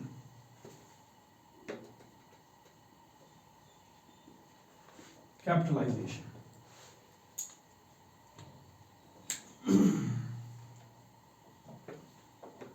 capitalization क्या होता है, फंडिंग, पैसा देना। Capital requirement will be given by government of India, जैसे government of India को feasible लगेगा, market से पैसे उठाकर सिक्योरिटीज अपनी सेल करके आरबीआई को वो पैसे लेता है गवर्नमेंट ऑफ इंडिया, फिर बैंक्स को देगा जैसे इसको ठीक लगेगा, या आरबीआई को कहेगा इनको देने के लिए बेस्ड ऑन सम सिक्योरिटी, उस हिसाब से। But we will provide capitalization to the banks, क्योंकि इससे ये फिर एनपीए क्राइसिस से बाहर आएंगे। Capitalization, some of the capital requirements will be provided by government of India, some of the capital requirements will be provided by government of India, and the rest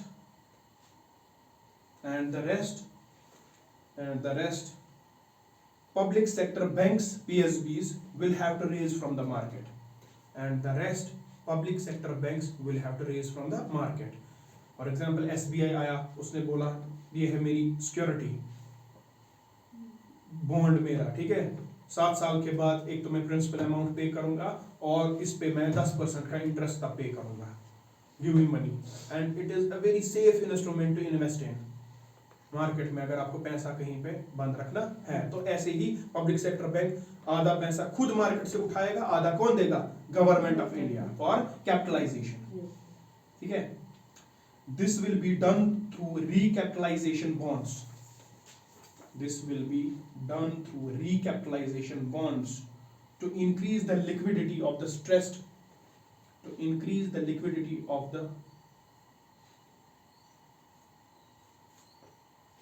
this will be done through recapitalization bonds to increase the liquidity in the stressed banks, to increase the liquidity in the stressed banks. D, 4 number, D for de-stressing, de-stressing, de-stressing.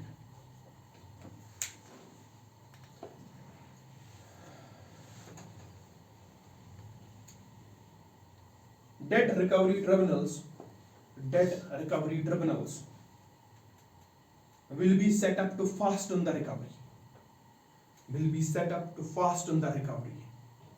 Debt recovery tribunals will be set up to fasten the recovery.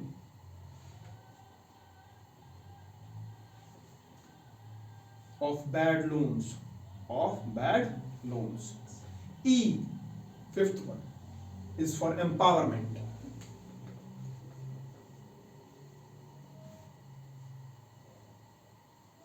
E, empowerment. There will be no interference from government. हम इनको empower कर देंगे, ठीक है। There will be no interference from the government. There will be no interference from the government. And banks are encouraged to take independent decisions. And banks are encouraged to take independent decisions. Keeping in mind, and banks are encouraged to take independent decisions, keeping in mind the organizational interests, okay? Keeping in mind the organizational interest.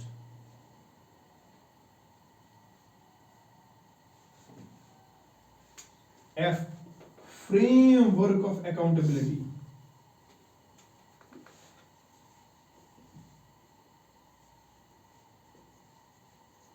F stands for framework of accountability in the Indradhanush scheme.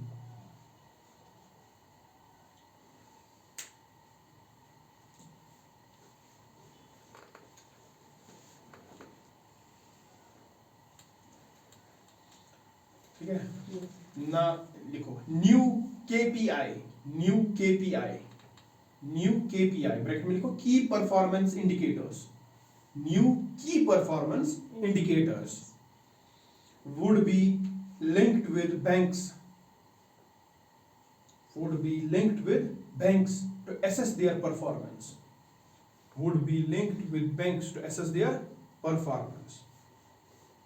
जैसे हमने capital adequacy ratio देखा, ठीक है, वो देखेंगे, tier 1 capital उसका देखेंगे, risk weighted asset ratio रखा कि नहीं रखा वो देखेंगे, और उस बेसिस पे अकाउंटेबिलिटी होगी अगर नहीं रखा।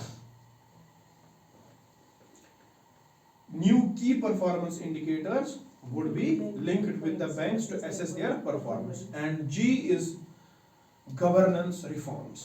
The last one in the Indradhanush scheme is the governance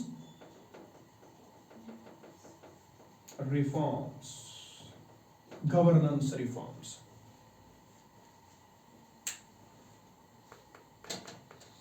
Right? Government will give new set of reforms. Government will give new set of reforms to improve the efficiency of public sector banks whenever required. To improve the efficiency of public sector banks whenever required.